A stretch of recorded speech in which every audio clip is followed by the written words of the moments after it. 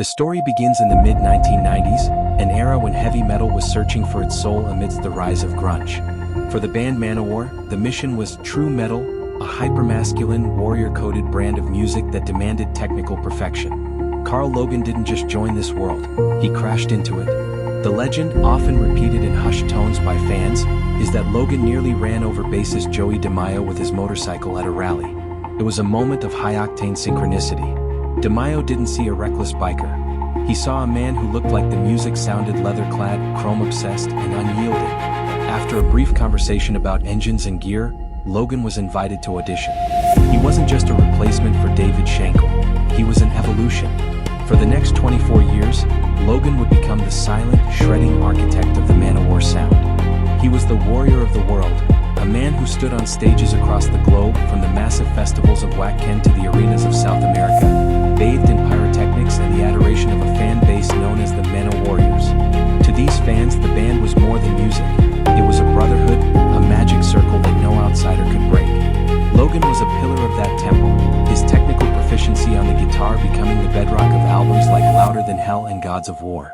He even designed his own line of custom guitars, the Magic Circle series, which were sold as artifacts of this high-speed, high-volume lifestyle.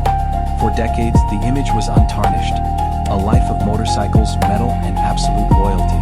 However, beneath the thunderous volume and the death to false metal slogans, a very different reality was being archived in the digital shadows. The fall of Karl Logan was not a sudden explosion, but a slow-motion collapse that began with a forensic trail. In the summer of 2018, while the band was preparing for what was billed as the Final Battle World Tour, the Internet Crimes Against Children (ICAC) task force was monitoring peer-to-peer networks. They weren't looking for a rock star. They were looking for IP addresses associated with the distribution and possession of child exploitation material. The static began to clear when one of those digital signatures led investigators directly to a residential street in Charlotte, North Carolina. On August 9, 2018, the heavy metal fantasy collided with the grim machinery of the federal justice system. Law enforcement executed a search warrant at Logan's home, and what they found was not the expected trappings of a rock legend, but hard drives containing the most heinous material imaginable. The charges were devastating: 6 counts of third-degree exploitation of a minor. The warrior was arrested in silence, and for several weeks, the public remained completely unaware that one of the most famous guitarists in heavy metal was sitting in a jail cell, facing a reality that no guitar solo could fix. When the news finally broke on October 25, 2018, the shockwave through the metal community was unprecedented. The irony was thick. A band that preached honor and brotherhood was suddenly tethered to a man accused of the most dishonorable crimes. The response from Manowar was a masterclass in corporate erasure. Within hours of the news hitting the wires, the magic circle had been broken. Karl Logan was scrubbed from the official website. His biography vanished. The links to purchase his signature guitars were deactivated. The band issued a cold, clinical statement that effectively excommunicated him, stating simply that he would not be performing with them and that he was dealing with his own issues. There was no defense, no wait-and-see approach, and no loyalty for the man who had been their lead guitarist for a quarter of a century. He was replaced by Michelangelo Bascio, and the band moved on, leaving Logan to face a federal prosecution that was only just beginning to reveal the depth of his digital library. The investigation uncovered that Logan hadn't just stumbled upon this material. He had been a deliberate consumer of content depicting the sexual abuse of children as young as 4 and 5 years old.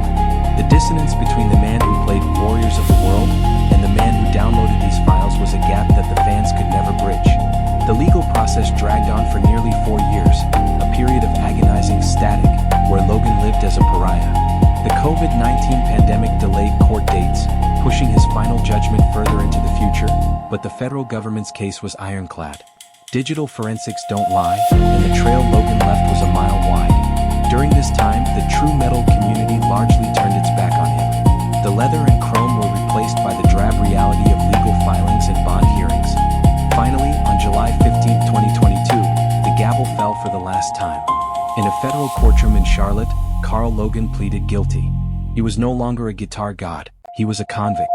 The judge sentenced him to 66 months in federal prison, followed by a lifetime of supervised release. The sentence was a reflection of the predatory nature of the material found in his possession.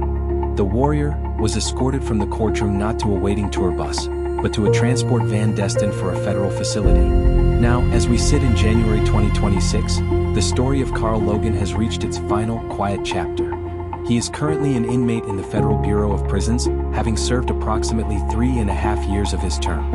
In the federal system, there is no parole, but inmates can earn good conduct time, which can shave about 15% off their sentence. If Logan has avoided trouble behind bars, he is likely looking at a release date toward the end of 2026 or early 2027. But release will not mean a return to his old life. He will emerge from prison as a Tier 3 sex offender, the highest and most restrictive classification.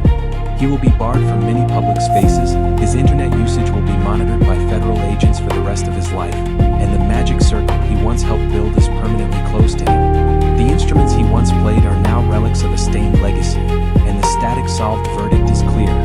Karl Logan's career ended the moment he chose the darkness of his private life over the light of the stage.